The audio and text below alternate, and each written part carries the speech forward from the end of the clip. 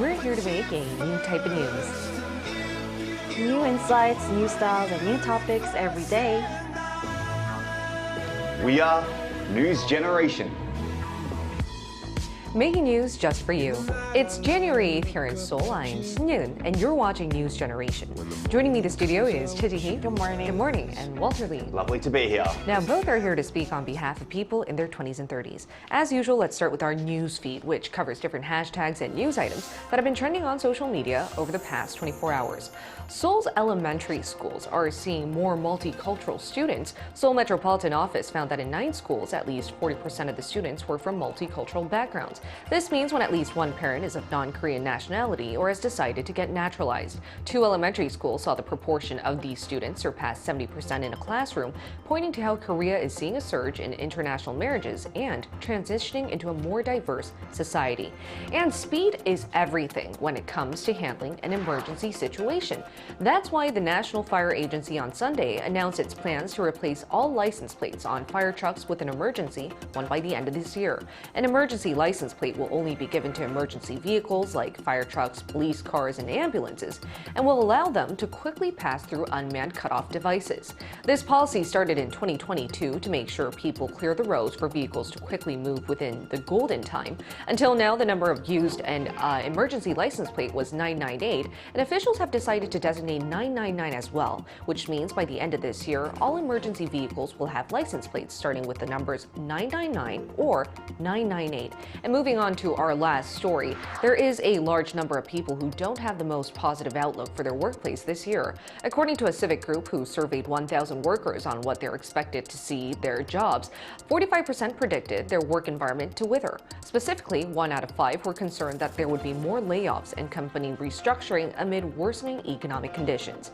Around 15% feared that they may be converted from a regular worker to non-regular worker, meaning their contracts would change. Approximately 10% thought their wages may be cut. Now here at the studio, what do you guys think? Why do you guys think respondents had a relatively negative outlook for their workplace? And also, what are your personal predictions for this year in terms of your own career path? Yeah, well, I've got 2 perspectives of this. I've been talking about this with my wife. She also worries about her job security at the moment. She works in an office, a 9-to-5 job. Different to me. As a freelancer, we do expect to always have jobs changing on us. So most of us have grown a little numb to it, so it's not a big difference for us. But a good example is even the industry that we're in at the moment. If you take the English broadcasting industry, and if you've been keeping up with the news of the English news, we notice that it's getting smaller and smaller, and therefore a lot of us, including freelancers, are worried about what's going to happen within the next 6 months to a year. Maybe we won't have a job. That's something that worries me a lot, and I can understand from even a full-time perspective that it's also quite worrying to them. Exactly, and I think it's also having to do with this time of the year. Every single time it's the new year, we look back on what happened last year and also what we can look forward to. And one of the biggest factors that we consider is what would be happening to our workplace, what we'll be doing in terms of relationships, our career path. So in that sense, I do understand that a lot of people may be worried, which is why they have a negative outlook. But why do you think our generation is like this? And what are your personal prospects for your own job market? Well, first of all, businesses aim to make profit. So when there's an economic downturn, it's inevitable for them to cut down on their operation costs, including the labor costs. Right. And I've actually had one friend of mine who quit her company because her company didn't fulfill her promise to switch her to a full-time position when they promised that they would after 1 year. But she didn't see any future in it, so she didn't like the instability that the company was giving her. So it's of course very natural for employees to be worried about such a situation and these decisions. But as a freelancer, I'm not directly affected by the restructuring of these companies. However, I work on a gig basis. And if these gigs reduce in number, that would definitely affect me. But I hope that won't happen. I hope this so year. too. And I think that's why, based on our prospects for our job market in the new year, that makes us shape different resolutions, which brings me to our discussion topic of the day. A week has already passed in the new year, and a question we should be asking ourselves right about now is whether we're still on track with our New Year's resolutions. So are you guys doing a good job in keeping your New Year's resolution so far? I mean, it's only been 8 days. It's only been 8 days. Well, one of my goals was to keep a diary every day. And I've been able to keep it actually. Well, I've missed a day over the weekend because I was away, but I made up for it by writing 2 entries last night. And if you see on the screen, that's the diary I'm writing. That's really nice. Yeah, and this is the diary that I've been writing in the past, but the pink one was the one that I started this year. And I've also started going to the gym again. I've consciously set achievable goals for myself to avoid overstretching and getting disappointed in myself if I fail to maintain them. But yeah, I have to say the diaries that we're seeing on the screen right now is just so eloquent. It's just really detailed, and I can see different colors you're using, and your writing itself is really nice. And a personal question though is, because I recommended journaling to you, right? But as your New Year's resolution, do you think recording down everything, whether that's your emotional state of mind or what happened, is helping you? You know what I realized?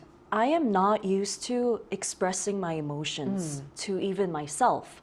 And I think I need practice with that because all I've been writing down in my diary are the things that happened to me that day, not so much how I felt and what my concerns were, etc. But I think I should change my focus a little and try to really talk to myself, have a conversation with myself, and figure out how I've been feeling throughout the day. Yeah, I think that's a great New Year's resolution. And based on what we've seen on the screen, I hope you continue to do it. But at the same time, I'm worried a little because it's just so perfect. I don't know how long that can go for you to write such perfect entries. What about you, Walter? Yeah, I don't really make New Year's resolutions. I used to do it, but it was the same thing every year, like save money, lose weight, make money as well. But I do set out like small goals, I would say, in the process of going through the whole year. I guess it's kind of like a resolution, but not so much like the typical ones that I just mentioned. So I would focus, for me, I want to focus more on things that I love doing, which is something that I'm already doing. So I guess that's the difference between, you know, hey, I have to lose 10 kilograms before the end of the year, etc. For me, I want to get back, as you can see, every time I come on screen, I'm a content creator. I'd love to get back into content creating and also work more in this broadcasting industry as well. Those are things that I've already achieved but would like to continue. So I wouldn't say it's more of a New Year's resolution, just a continuation of what I've already achieved so far and only hopefully growing in the business. I think you guys have really valid points, and I think New Year's resolutions is about really boosting your productivity and how you want to live out that year. And that's why our generation seems to be following a keyword, and that keyword, as I mentioned just now, is productivity. We're seeing it in our New Year's resolutions, just like Walter. Even if you don't have a resolution, that could be a value of life you're trying to live through. So let's walk through the latest productivity-based trends that our generation is trying to really pursue whenever they're making resolutions or trying to live the new year. Yeah, well, I've got 2 to mention. One of them is called the MiracleMorning. Okay. So a miracle morning is similar to like an early bird. People who start their morning early, like let's say 4 a.m., 5 a.m., a bit like me these days, but not that I want to wake up at 4 or 5 a.m., but I do. Now, obviously, during this time, it adds a few hours onto your work day or even just your day in general. And this is the time where a lot of people either exercise or study. I can't bring myself to do either of them at that time. I just eat breakfast for the whole time. But yes, giving yourself an early start to the day is more meaningful, I guess, and therefore giving you more time to accomplish things that you want to do throughout the day. And another one we just mentioned and we talked about, obviously, is writing a diary. Ooh. Now, I know that both of you keep diaries, so that's quite interesting. I don't, because I don't have the impeccable writing of Chihi. I get so put off by my own writing that I just don't write anymore. I actually heard the sales of diaries actually increases at the end of every year. That's because either Starbucks has a great promotion going on or people really want to start writing diaries. And decorating diaries. Do you decorate your diary, Chihi? Yeah, that's really nice. I color code them, yes. Okay, so that's decorating, I would say. Yes, this is sort of a trend as well amongst the MZ generation. Diaries are obviously, great way to sort out your day, your week, your year, and decoration is always great because it gives you something else to do throughout the day. Exactly, but that really just reflects how our generation seems to be really productivity based. We really like to reflect, and always it's this time of the year when we're journaling a lot, seeing what we're doing for the past few days. I mean, it's only been 8 days, but still, it really gives us a clear slate and a clear state of mind. What about you, Chi? Could you walk us through the latest productivity based trends among our generation? Sure. So to go a little deeper with the diary writing. Recently, people are not just keeping a diary, but they're really logging their daily lives and writing about their concerns, regrets, reflections, and resolutions that are really sometimes hard to share with other people. So diaries would become a place where they really, like I said earlier, it's a way of having a conversation with yourself and looking into yourself, looking into your feelings, how you would manage them alone, etc. And the fourth trend would be meditation. So it's another good New Year's resolution, and people should really think about, going off on all the online platforms and really being focused on that moment. And people really don't give themselves enough time these days during the day to meditate or just not think about anything. But the effects of these couple of minutes of meditation can do wonders for the mental health. So many are pursuing it as well. Right. So whether that be starting off a morning as a miracle morning or journaling and writing down stuff and meditating, these seem to be our generation's new resolution trends. Then how would you guys read into this? Like, what do you think our resolutions and the trends that we're trying to pursue say about our generation, and what type of encompassing unique traits do we have? Right. Well, we've mentioned this multiple times in previous shows before, but one common trait of the younger generation is that they're really focused on themselves, right? And due to challenging social and economic conditions, it's really difficult for them to secure stable employment, purchase a house, or get married even. So as a result, many young people turn to self-improvement as a means of feeling better about themselves and enhancing their competitiveness as well. So by achieving small milestones, they derive a sense of satisfaction and pleasure as well. And also, they often share their goals and progress with their peers as a way of staying motivated and supporting each other through these challenges. We've mentioned like maintaining, staying financially frugal, for example, or you're just sharing your fitness routine with each other to motivate each other. I think those are very good ways that really encompass our generation. Would you like to add on to this question? Yeah, so obviously we are the generation that had to deal with the pandemic. So during the pandemic, a lot of people didn't get to do things like work on themselves a bit more or accomplish things that they wanted to accomplish because of the restrictions that we had. And now that I guess things are relatively back to normal, this has given people more of a boost to try and achieve the things that I think still that we should be 2 years younger because we got 2 years taken away from us.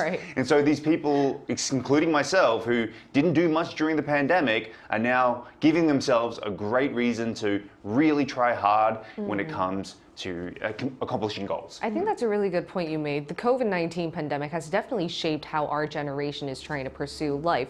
Now, we asked our viewers to also share their own set of New Year's resolutions, also their know-how on how they're trying to stick to them. Here's what 3 of them had to say. Take a look at the screen to find out. So Johnny said, making small attainable goals instead of focusing on a major one where it may seem easy to give up is one way to go. Tasmia said, just putting the resolutions as daily reminders on the phone with an alarm can be helpful so that we can be reminded about it. And Graciela said, daily resolutions take to major resolutions and make the road easier. Write them down, put it in sticky notes on your fridge. You know what? I have to say that all of our viewers are giving out really good tips. I personally also write them down on my phone as well. I'm a big fan of phone reminders, which always makes me remember what type of resolutions I have. But we're going to include another Gen Z and hear about how she's been trying to be more productive this year and how she's trying to keep her resolutions. Stay tuned for this live interview.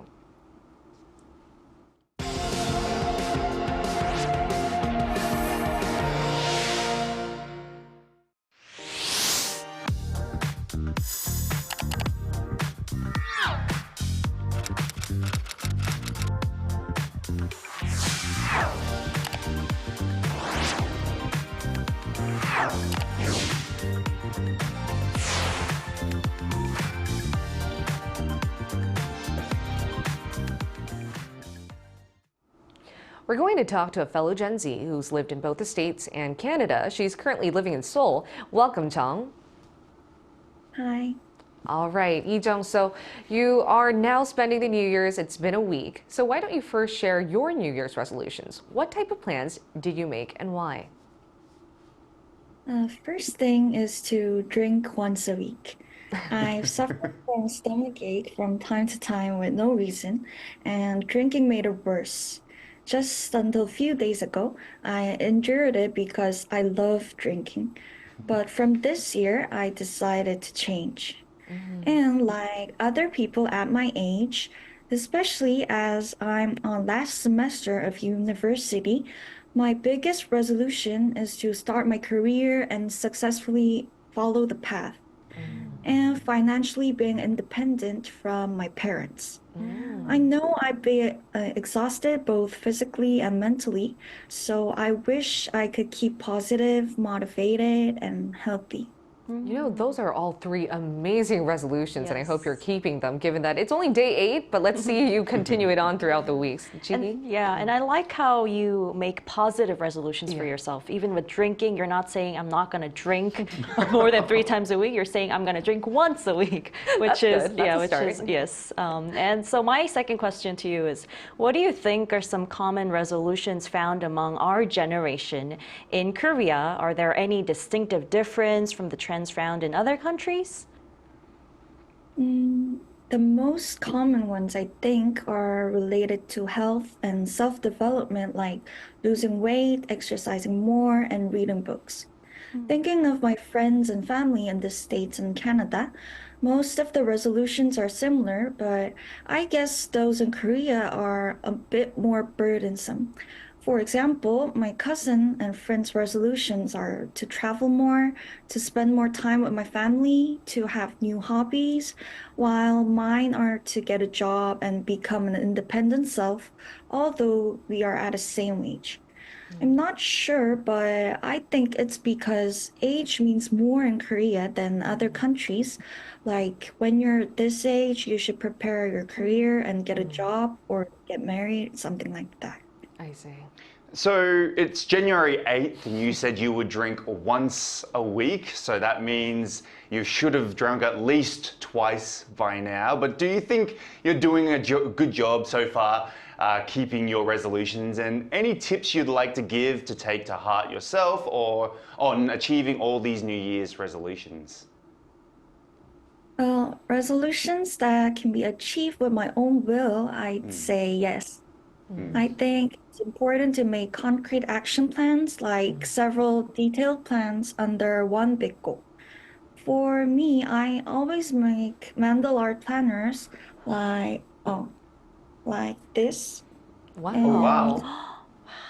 That's very organized. I think, gee, it's pretty as organized as yours.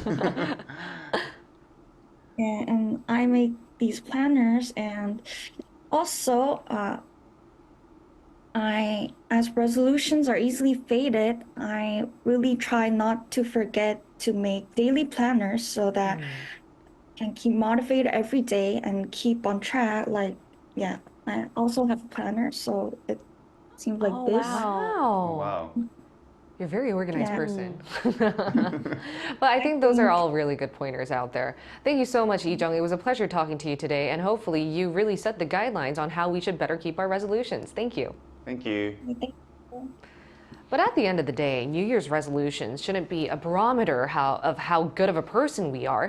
I think we should just use these resolutions as a guideline or indicator to what we seem to be prioritizing and valuing in the new year. On that note, we can come down to the conclusion that many young adults in Korea are choosing either the gatseng route or the ketseng route, which we will be explaining to you guys more tomorrow. But what do you guys think is the more popular option among these two key buzzwords in Korea? And if you can briefly explain them. Well, I think more people are choosing the option of taking a break nowadays, the ketseng, which is to take a proper rest, because it's important to rest and rejuvenate yourself just as much as it is important to enjoy life to the fullest. And for me as well, personally, I would choose this route too, because I've been feeling quite tired lately.